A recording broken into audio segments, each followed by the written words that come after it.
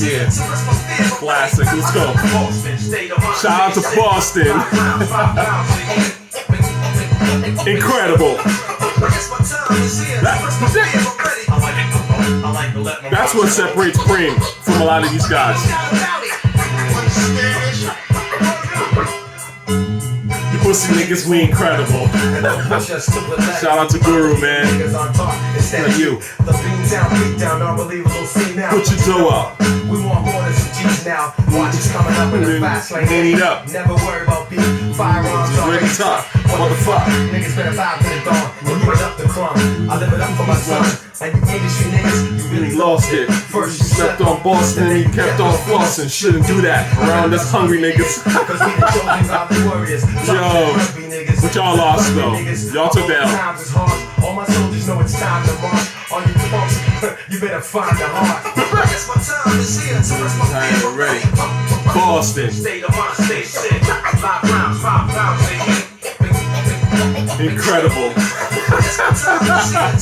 Who's this? Who's incredible though? Let's be real. Ain't no doubt about it. A child with a destiny, ain't no Testing me. mental menu, send you a recipe. Chef the way I bake a track. End of story. Anyway, shout out to people from Boston, but of course y'all took the L, and that's what I want to talk about today. The God, Chef Curry. So, I've always really liked Steph Curry, to be honest with you. And it's interesting to see the media pivot a bit. They're really trying to do that pivot. Because LeBron, he's not the it. You know, you can kind of feel that he's not quite the it guy anymore. And now it's like, whose tip can we ride? Can we ride Steph's tip? We've milked LeBron's hype for all it's worth. So now let's try to shift to Steph. I'm noticing that pivot. It's kind of interesting to me. And I just want to talk about it. So, Steph Curry, what do I think about Steph Curry? Well, to be honest with you, as a person who plays basketball, I play basketball quite a bit. I've always loved basketball. In fact, like a lot of kids probably growing up in the 90s, I had hoop dreams at one time. I was 6 foot by the age of 13, 14. So I was tall, right? I was always pretty big. And so I loved ball and, had aspirations of being a professional basketball player. You're young, you see people on TV, you're doing things, you're like, yo, I could be that. And then I remember around 15, I think it was in England, I went to Finsbury Park, shout out to people from England. I think it was in Finsbury Park. And anyways, I was playing with some other kids and stuff like that. So I'm 15, I'm playing with other 15, 16-year-olds. And I'm seeing them do some shit that I can't do. And I'm like, oh, there's a lot of us trying to, be this professional Michael Jordan type. And I don't know how many of us are going to get there, you know what I mean? And I don't think I'm really that good, you know what I mean? I think I'm all right with a basketball, but I'm not that good. So I fell back with, basketball dreams. And I'm glad I did, because honestly, especially as a black male, you get indoctrinated into this cycle where it's you can only really be a sports figure or an entertainer to really be taken seriously in society, right? On some level, and even then you're not taken seriously. And that's got to change. That's fucked up, right? In a way, you're just by giving into that sort of mental process, you're really just giving into the man, quote unquote, or obviously racist society, right? Because at the end of the day, black men, black women can be anything they want to be, right? They can be urban planners, they can be doctors, lawyers, garbage men, whatever, right? You should be able to be free to be who it is that you want to be, in a sense, right? And work for it. So this idea that you got to be a basketball player to be respected and loved and whatever, it's crazy. So anyways, the point is, as someone who loved basketball, I've always loved ball, I've always played it. I'm not necessarily, I'm in between, I would say, a casual and a serious NBA watcher. I don't know NBA history like that. I guess you could say, sure, call me a casual if you wish. And you can, of course, take what I'm saying with a grain of fucking salt. It's totally your choice.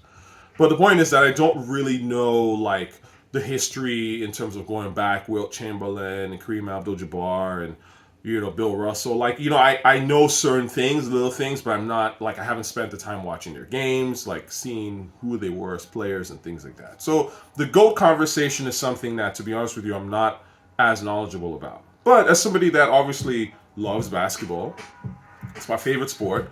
and has played it a lot, and obviously watched the NBA, took a lot of style from the NBA, things like that, right? I watched a little bit of it, like when Jordan was kind of in the Wizards was when I maybe started watching basketball. So the Bulls era, I wasn't around for, but it was on the tail end of it, if you know what I'm saying. I remember obviously the Bulls being like, everybody won that Bulls hat and everything like that. Like I remember their dominance in real time in a sense, but not like when they had won, like literally right after the double three-peat, which is insane. I'll come back to that. So the point is, I've watched the NBA. I'm familiar with the players, right? It's not like people are going to mention a player that I've never heard of, right? So the GOAT conversation is an interesting one to me because obviously it's forced, like a lot of things I've always talked about on my channel, about how people force, try to force someone into being the man. Obviously the milk, the audience and get money out the audience. Really, that's all it is. It's just creating hype, right? Hype, there's money in hype. And so when people were talking about LeBron being the greatest player and all this stuff, and he's up there with MJ, it always rubbed me the wrong way because, frankly, I remember MJ. I'm a big MJ fan. I like MJ, but the reason why it rubbed me the wrong way was it just didn't even make sense. I'm like, LeBron doesn't play the same position as MJ. They don't have the same style of game. Like, why are you making this comparison? Oh, you're making this comparison to sell to the new kids because the new kids are desperate for a hero, right? And there's got to be a hero. You can never just say like this person was amazing and they were the best that did it, and that's just what it is for now at least. No. We've got to pretend. This is just corporate marketing, right? You always have to pretend that the latest product of whatever you have is the best shit that was ever made, even when it's clearly not. You know what I'm saying? And you see this in modern rap, right? We have to pretend that Kendrick, J. Cole, and even new mumbly ass rappers are better than old school rappers. We have to, because you're not going to market it to kids and say like, actually, the kids that you listen to now are straight garbage. They can't. They have to pretend like these guys is actually making some mind-blowing, crazy, or whatever, just super dope shit, right? That's the essence of corporate marketing. I get it. But here's the thing. It's pretty obvious when you're forcing it too hard to people that are paying attention. And to me, they were always forcing it really hard with LeBron, right? Like I said, I have nothing against LeBron. I think LeBron seems to be a good brother. Like, there's nothing, obviously I think he's a great player. I've seen, LeBron play in terms of the games and stuff. Can't take away anything from his game. He's a good player. He's definitely one of the greats. I would say that. He's definitely been dominant and, fantastic player, of course, in his own right. But Steph Curry is something else. Steph Curry to me is like, I've never seen nothing like Steph Curry.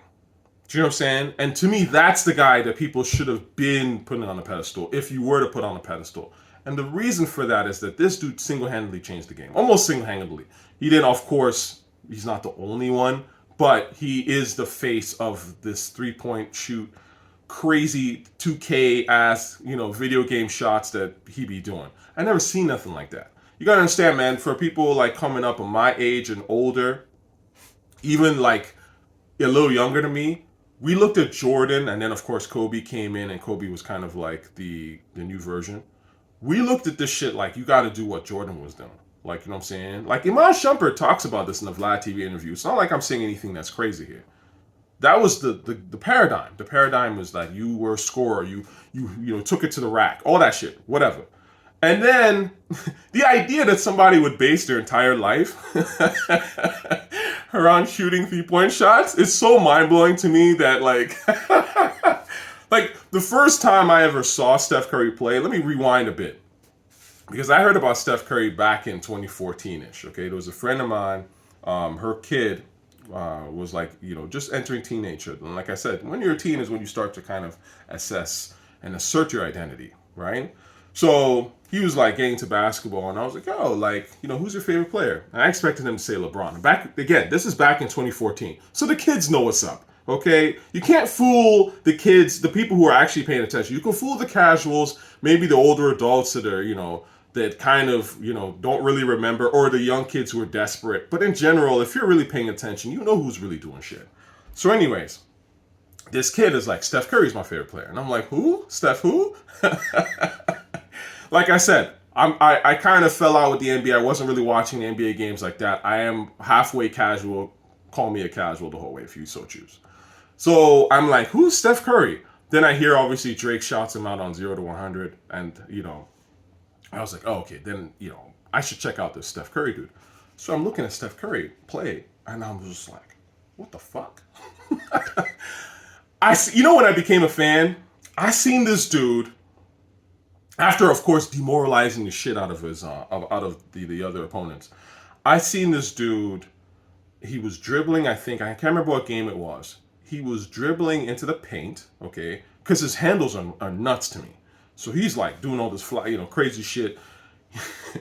He's going through dribbling. He's going to go into the paint to score what is, in my opinion, a pretty basic layup, right? There's not like a lot of this, he's already beaten the defense, right? So it's kind of, on him now. He can just make that layup and get that easy too.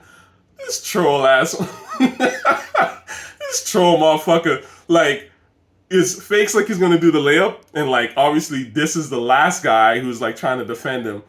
Like, dribbles around him, goes to the 3-point line, beyond the 3-point line, and then just like throws this shit up. And it's straight net. I was like, I fuck with this guy. This nigga is a straight troll, and I love it, okay? That's that, like, a lot of mythology, like, if you know about African mythology, we love tricksters, man. The tortoise, anyways, in my culture, the tortoise is like a favorite character because the trickster character, and it's not just in our, culture. It's in a lot of cultures. We love tricksters. We love people that show us a different side of life. Those are the real legends. Let's be honest with you. And Steph Curry has definitely shown us a different side of fucking life. I never imagined that anybody would take video game ass shots and that's their entire steez. Never thought about it.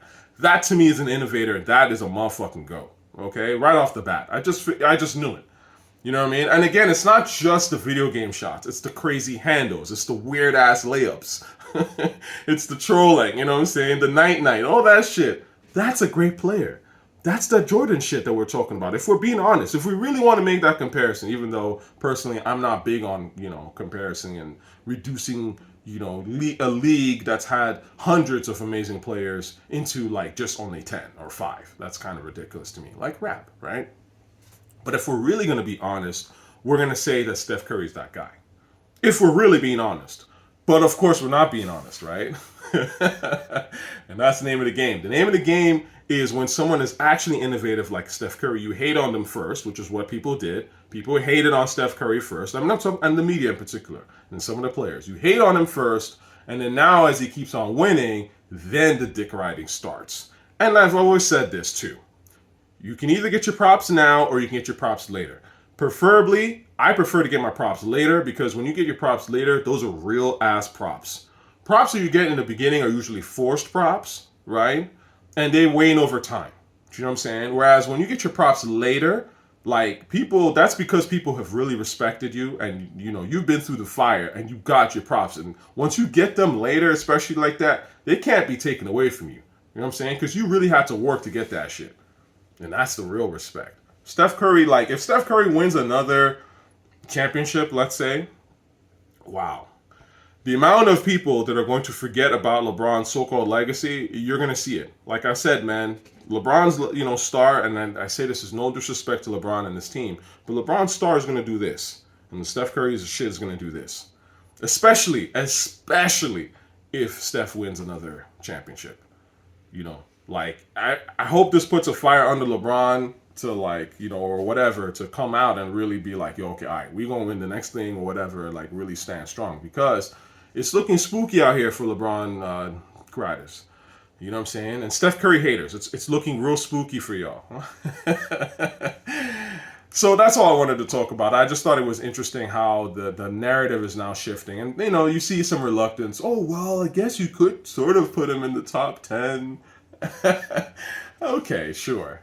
Well, look, listen, I'm not here to say if Steph Curry's a top 10 player of all time. I don't know that shit, honestly. And I'm not going to say that LeBron is either. To me, let's just be honest about what we're doing here. That's all I'm saying. You know what I mean?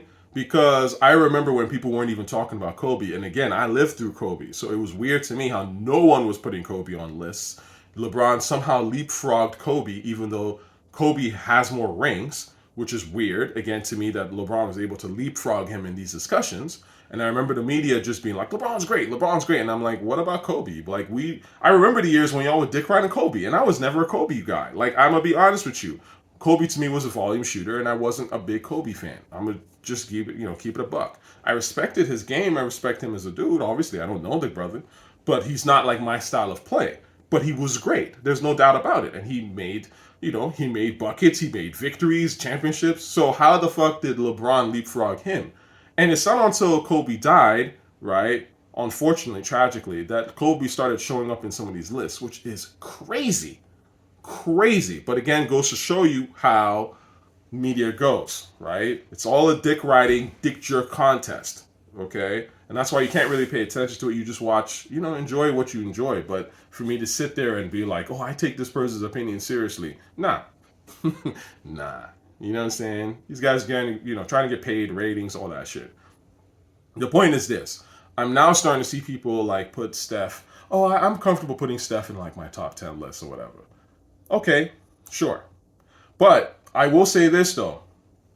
In general, when we talk about great athletes, like the greatest of athletes, the ones that go on those lists, the ones that really marvel us and are super, super duper legends, there's usually three things they have in common, right? One, they win, obviously. They're winners. So that's number one. You got to be a winner. If you're not a winner, people kind of, there's no bandwagon, right? So you got to win. You got to be integral to that win. You have to be the reason why that win occurred. It can't just be that you were there, you just happened to be on a winning team a couple of times, obviously, right? So that's where we talk about rings, but we specifically talk about, are you the reason why that ring occurred, right? And of course, players will always have their contributing factors and roles. All players contribute to getting rings, but there's obviously players that contribute more to getting those rings than others, okay? So you have to win, and you have to be the integral part of the win. And then I would say the third factor that is actually really important that people, again, pretend to not care about is the beauty of your play, okay? So that fact that you're able to win, but win in a graceful way, that means there's something about your style of play that is so graceful and so unique that it inspires people to do the same shit. That's how we know a great athlete, a great player. And the reason why you could never really put LeBron in those conversations is that LeBron's style of play has never been pretty. I'm going to be honest with you. I never watched LeBron and went, damn, I got to watch more of LeBron. Ever. Like maybe in the beginning when he was like kind of just driving to the basket all the time because he was like really big, and it was impressive to see someone that big being able to move that fast. And remarkable, sure. But I can't say that as the time went on, I was like, I liked watching LeBron's game. It's not a pretty game necessarily. It works. It's functional. And again, nothing wrong with that. But when you're talking about the MJs of the world, right? And I'm going to put Steph Curry in that category. There's something about the way that those guys play the game that's so beautiful and graceful while also still being so killer, right? And winning, that you just go, oh my God. And people just bite that style. They just soak it in, right? Those are the real greats. And obviously Steph Curry to me is a more on that angle than a LeBron. If we're going to make that Jordan-ass comparison, real shit. Otherwise, let's not even make the comparison, just obviously look at them as players individually.